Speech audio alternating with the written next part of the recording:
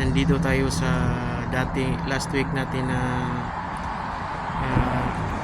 location sa fishing spot. So under the bridge pa rin to. So binalikan ko talaga to guys kasi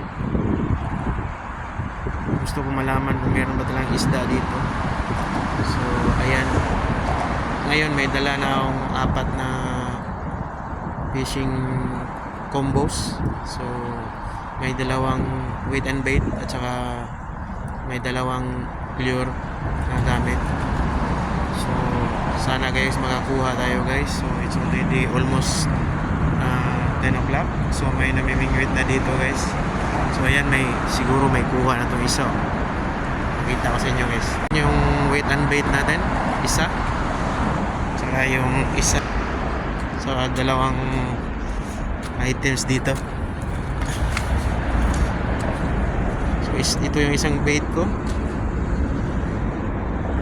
Weight and bait. So dalawang pang casting. Ayan guys, may nakakuha rin guys na iba yung nakuha niya stingray yata. So tinapon niya ulit.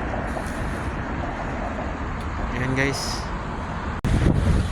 lumipat tayo ng pwesto guys kasi wala akong nakuha doon na kahit ano kasi medyo maalon ngayon.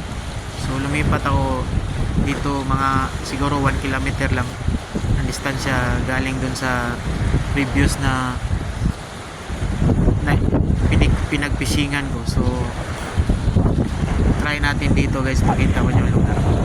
Doon tayo banda guys, yung place na yun, yan. Yung place na yan. Diyan tayo sa baba. So lumipat tayo dito, malayo na, medyo siguro mga 1.5 kilometro. So ito yung pinagbisingan ko dati. So makikita nyo guys,